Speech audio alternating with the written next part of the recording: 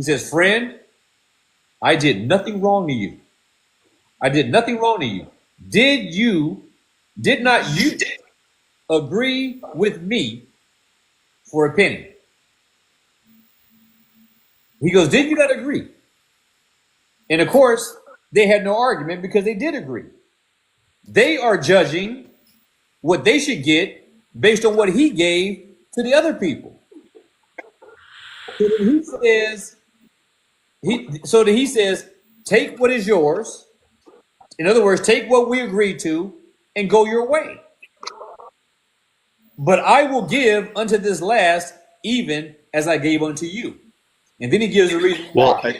Then he gives a reason why. I think that, huh? Yeah, I think that fits your perspective in tonight's Bible study, in that those are the Israelites. Yes. Right? Like, hey, we're following the law. We did the law. Right. And you're going to come along and by grace basically give this to people who, didn't do what we did. Yeah. Yeah. We built, you gave us the design for the temple. We built it. You gave us the law. We followed it. We took the tables of stone. We put it in the Ark of the Covenant. You gave us the Ark of the Covenant. You gave us the 613 ceremonial laws.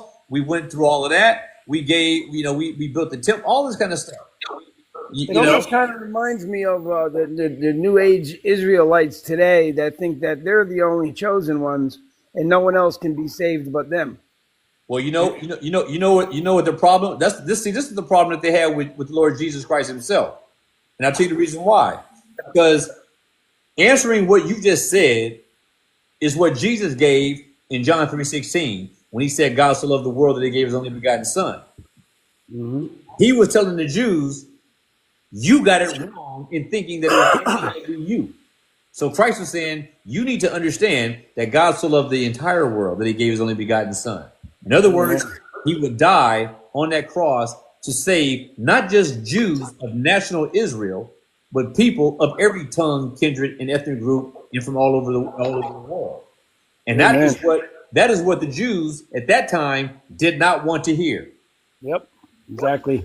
John 3:16 to them was not good news. It was bad news. but okay. I hear what you're saying. Okay. But I don't think they understood John 3:16. They didn't. No, I take that back. They did. They just didn't understand it coming from the guy who's claiming to be the Messiah. Okay. So okay, I'm looking at Saul. It took a miraculous intervention, right, to turn this man around. Right. It took Israel's got all this history from the Old Testament going on into the New Covenant. Yep. They have arrived into the New Covenant. Yep. And it takes another miracle to turn them around. Right. Otherwise, they're not going to turn around. Yep. Even though God had commanded them to turn around. Yep. I mean, you gotta like. I think that for us, looking back, yes, we can understand. We as Christians today, we should be able to understand how difficult it must have been for them. Because you have to think about it. That's because they expect. Here's what they expected. Somehow they walked away. They walked away from their understanding of the scriptures, and I mean the Old Covenant, the Old Testament scriptures. They walked away understanding that the Messiah was going to come in the future. That they knew. But they also in their minds believed that he would come and he would be another David, a earthly king to conquer earthly enemies and to subdue the earth, the physical, worldly earth, and be this earthly king. You know what I mean? And so their whole idea was that when he did come, because they knew when he was coming. They knew Daniel 9. They knew when he was coming. They knew when he was supposed to go based on that timeline. So when he comes, and he's like this gentle, meek, humble carpenter of from Nazareth, of all places. From Nazareth, they're like, And he's talking about, the meek shall inherit the earth and the poor in spirit and everything that we read in Matthew 5-7 on the Sermon on the Mount. He came to be a different type of a king. And so this is why Herod and Agrippa and Pilate, they had a problem with the Jews. They're going like, wait a minute. You're saying that he wants to do all these things, but we're not getting that. We're not getting that. And the only reason why they took Christ and led him to the cross was because the Jews of that day, they by their law, they had no authority to subject anyone to capital punishment in their law. So they also knew that the Romans wouldn't do it because all of them, Herod, Pilate, none of them believed that he was guilty of anything. But they did it anyway out of political expediency to the Jews, because the Jews came to him and said, hey, listen, he said he's a king. And that means that he's going to overthrow you. So Christ was accused basically by the Jews of insurrection. They accused him of starting a rebellion and setting up an insurrection. Yes. And so that was his accusation. That's what insurrection is, what put him on the cross. You know what I love about this whole story? It's a beautiful plan of salvation. Absolutely. And to me, the way that God went about this, about blinding their eyes and hardening their hearts like he did Pharaoh, he did the same thing to his children. Right. To save the whole world. Right. You know what I mean? Because, and still to this day, the Jews are blind. And until the Gentiles come into the full, then he'll open their eyes. Right. It's so beautiful of a picture. It makes me have a lot of faith in God. Because when he says something and it comes to, your sight, and it's set in your spirit and your heart, it just gives you a boost of faith. Like, my Lord, God, you are so awesome. Absolutely. And that goes with the second coming of Christ for us is like their first coming. You know what I mean? In a lot of ways, it will be. But the fearful thing is, who it is that may come along at some point that they believe is the Messiah who's not. Yeah. Yeah. There's volcano rumblings now, my friend. Yeah. Well, that volcano, it rumbles every so often. You know what I mean? Yeah, but this one is, at least in my lifetime. Well, that's what I mean. But if you think about it, if you go back from the day of Calvary, yes, there's not an age. Because remember, when Paul wrote Thessalonians, that's true. He was trying to give courage to people who were thinking, who were told Jesus already came and they missed him, and they were like, "What?" So Paul writes Thessalonians to calm them down. He says there's a lot more things to happen. That's right. But see, right now, and some of you guys may disagree, but right now, I don't see anything that holds Christ from coming back. I don't see nothing that makes his return not imminent today. Oh, yeah, I get that. Yeah. Yeah. Getting clearer and clearer. Yep. All right. It's like the days of Noah. They didn't know it was coming. Until he walked into that ark, brother. You're right. Yep. Shut the door. What is that? What is that saying that you can hear a lie 1,000 times, and somebody tell you the truth for one time, and you believe that truth they're telling you is the lie. Right. It's amazing. I mean, that's what happened in Noah's age. I mean, he kept telling you over and over and over. And they didn't move until that drop of rain hit them in the forehead. And it was too late then because you could hear the door creaking and closing. So now I'm in verse 15.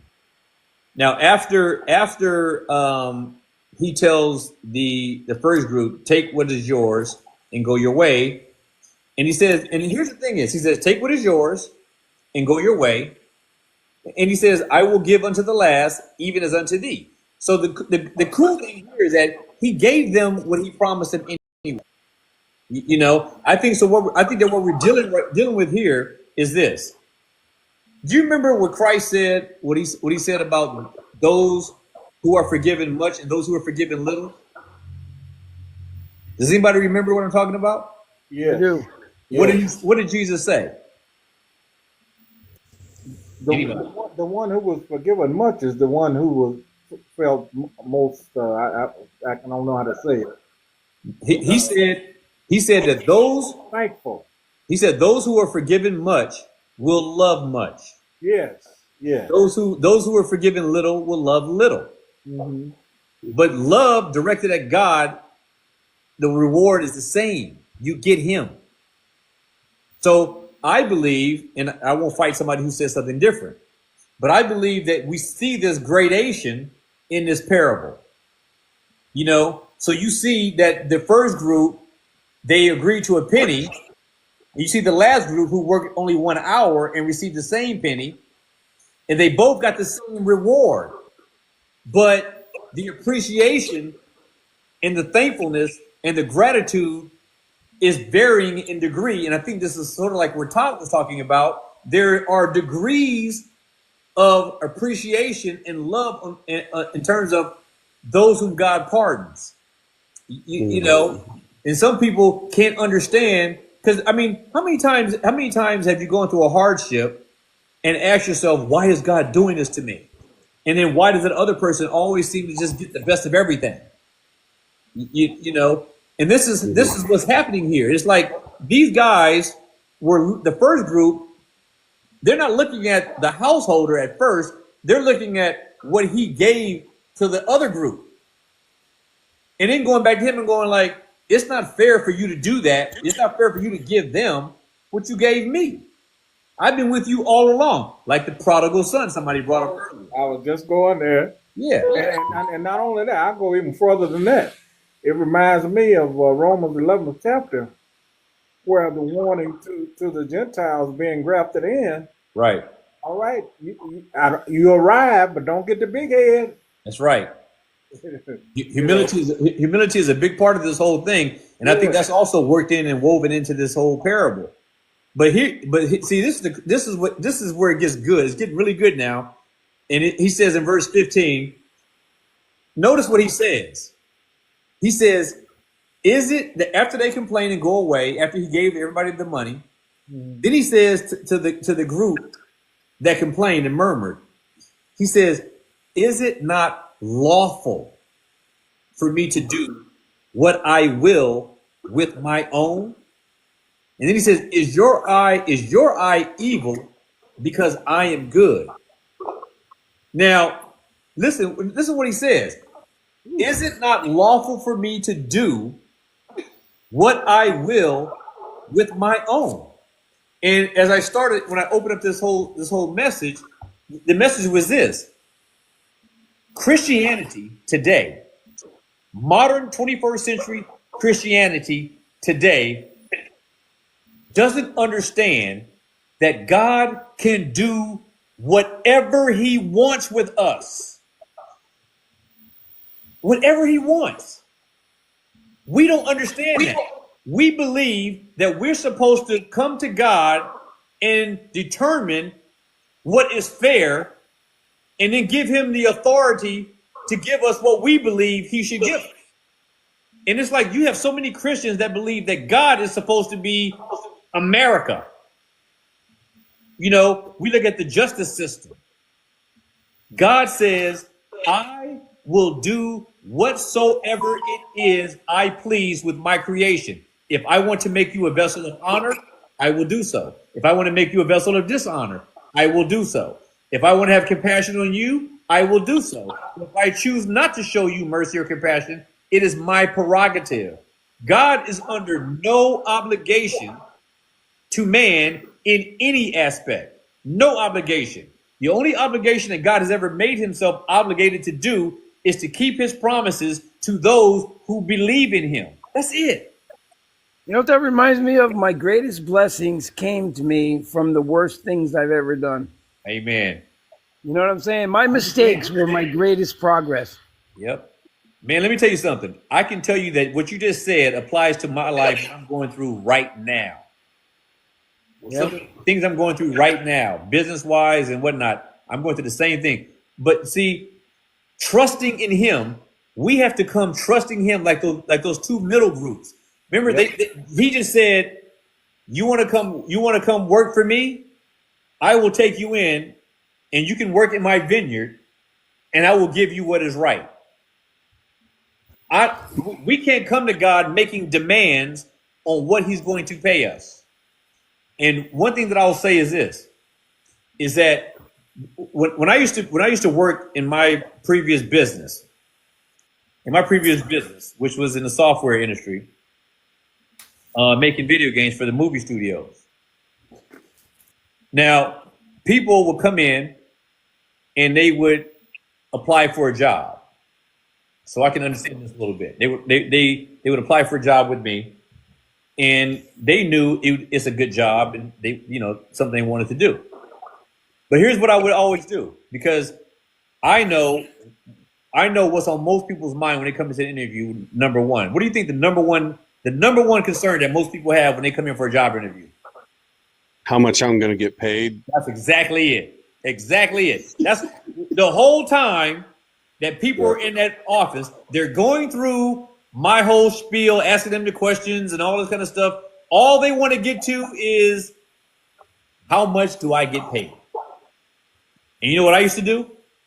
Because I'm the one that's hiring, so I know the pay range for the job. I know the floor and I know the ceiling. So you know what I would ask them all the time? Anybody that knows me, that worked for me before, if any of them hear me now, they will know this is true. What do you? I would ask them, how much do you expect to make? Or I would ask them, what were you making at the last job doing the job you're applying for here? And they would tell me, well, I don't want to tell you what that was. I don't want to negotiate against myself, right? That's what they would tell me. So I would say, here's the thing. You can choose to do one of two things. You can negotiate with me. You can negotiate with me on your salary. You can negotiate, or you can take what I give you. It's your choice. You can take what I give you, or you can negotiate. And I would offer everybody that I hired that option. And guess how many times somebody said they wanted to negotiate? You might want to take a guess? Probably none. Not one single person wanted to negotiate. Yep. That's a real life experience. Not one person wanted to negotiate. Not once. Well, give me your motive for doing that. Because my motive for this was this. I knew what I had in mind for the job. Mm-hmm. For the job. And I also knew that if they trusted me, I would be there's no way, because what you can't do as a lawyer, you can't go in there and say, okay, here's the range, is here to here. If I told them that, what are they going to think they're worth? The highest range. They're all going to say I'm worth that. They're all going to say that. Every single one of them. So now, for me to be effective at negotiating, if I start negotiating and throwing out salary prices, they already got me. Because the first person who mentions a number always loses. Always. Yep. You might make more money than you were making before, but you're still going to walk away thinking that you lost.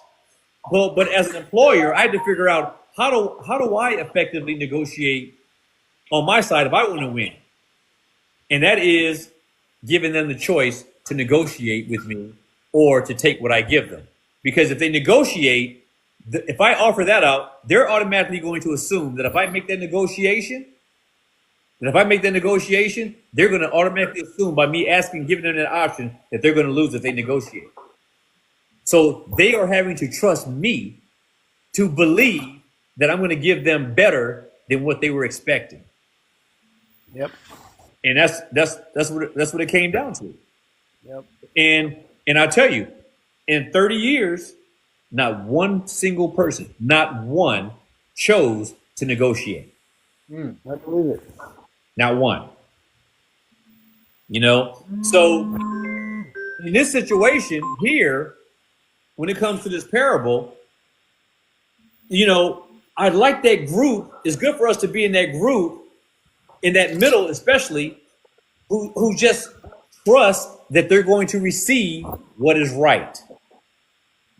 You know, there's something to be said about that. But the master here, the householder, he says, is it not lawful for me to do what I will with my own? And I think this is the biggest takeaway of this entire parable, that God can do what he wills, what he wants with his own, for his own good pleasure. And he does not have to give an explanation. And he says that it is lawful for him to do so. So he says it's not an issue of fairness. He's saying this is my right to do. Got that right. You know what I mean? Absolutely. What do you think, Todd? Yeah, to be honest with you, David and Bathsheba come to mind. Like, the wages of that sin of adultery is to be stoned to death, right? Right. And yeah, he lost the child in that, but he still was blessed. So it's how he wants to do it. It's not for us to say anything. But yeah, my son was saying goodbye, so sorry if you heard that. Oh, no worries. I didn't hear it, but I hear it. But God, like one brother said in the comments, and he's right. And this is what I'm always saying too. God is not obligated to save anybody. Would he be unfair if he destroyed us all? He would not be unfair. When I was young and reading the Old Testament a lot, it really troubled me when he would wipe out nations. Right. I mean, I read over and over and over again trying to understand. It just wouldn't come to me till I grew in maturity and understood what it means to be all powerful, all knowing, and that type of thing, and being able to see the end of time and the beginning, to be able to put it in a proper understanding. Yep. You know, I mean, the thing about it is, like Todd mentioned, what happened with David and Bathsheba. Now remember, Todd, remember, God gave David 3 options to handle his sin. You remember? Yep. Yeah. What was the banishment or famine? And there were 3 of them. One was famine, I think, right? One was famine. Yeah. I remember those. But anyway, do you remember the one he chose? I think he chose the famine. Yeah, I think that's why it's in my head. I'm drawing a blank too, because but here's what was important about it, because the important point is what we need to understand.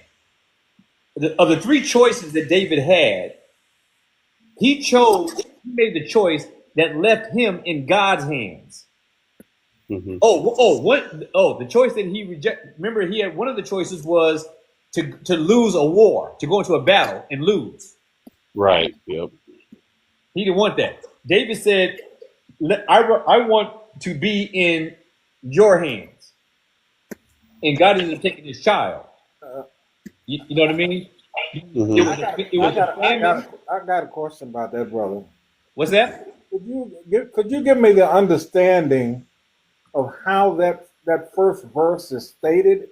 Because I got the impression, it says, I got the impression it came from David. It didn't come from David. What are you talking about?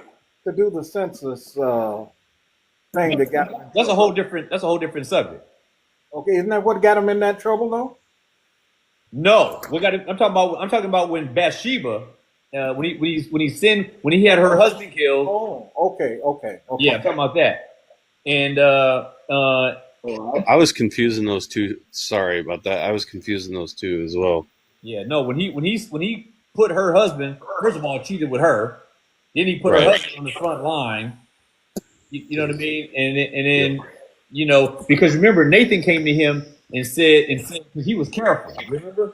and he goes to him and he gives him this story about some other guy, and that a guy abused and did all these dirty deeds. And then he goes to David and says, "Let me tell you about this guy. This guy did this, that, and the other. What would you have me do to him? What should be done to this guy?" David said, "We should be off of his head." He went off like that way. And then Nathan said, "Man, it's you." Well, where do you see David putting it in God's hand, putting himself in God's hand? I have to go back to I have to go back and look at it. But what happens is God gives him 3 options for his punishment,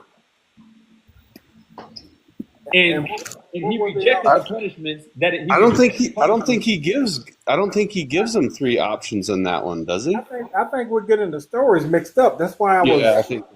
Let me see, because I could be wrong. Hold on, let me see.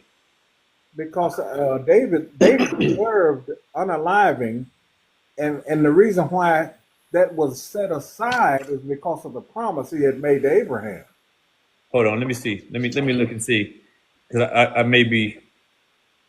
I could be wrong. Let me see.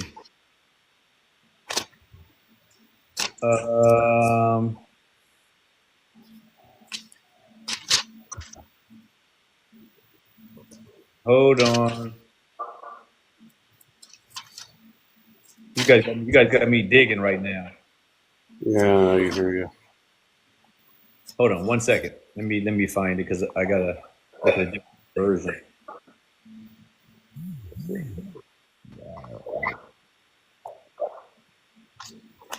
Give me a second, because now I'm curious now.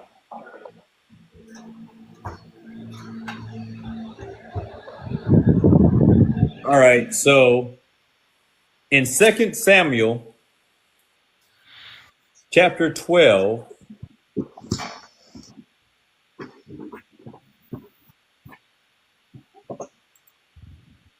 I'm trying to see where so I got the chapter. I'm just trying to figure out where the punishment is.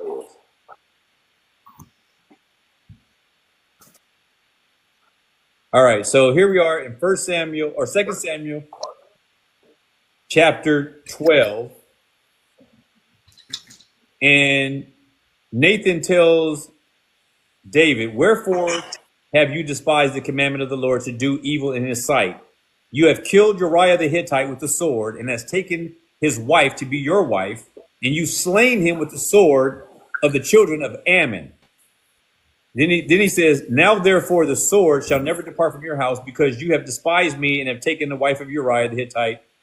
Thus saith the Lord, behold, I will raise up evil against thee out of your own house.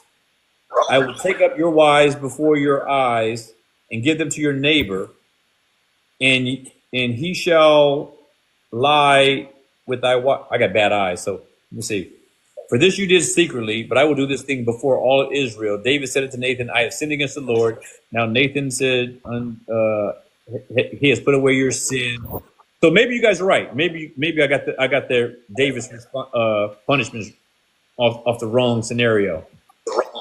Yeah, the one that you were talking about is when David was demanding a census to be taken, and his general was saying, "Why do you want to do such a thing?"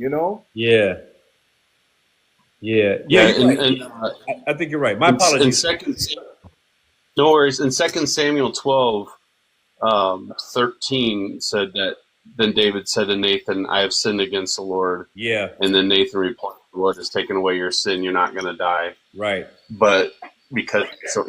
Yeah, I conflated the 2 sins of David. I do it all the time. Yeah, no. Sorry. David's life is an epitome of mine. No, so I can relate. It's important to understand, though, why David's life was spared.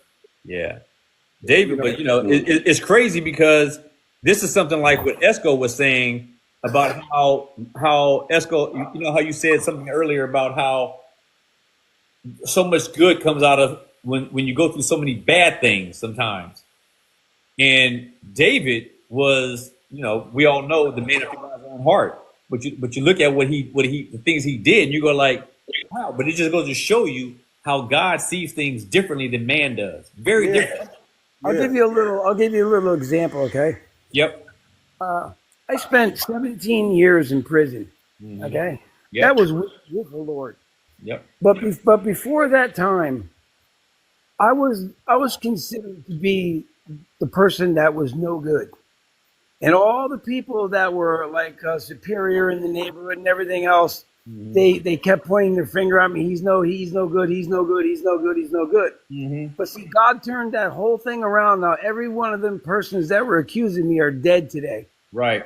and see, I'm still alive. And the things that happened to me for the worst turned out for my best. Mhm.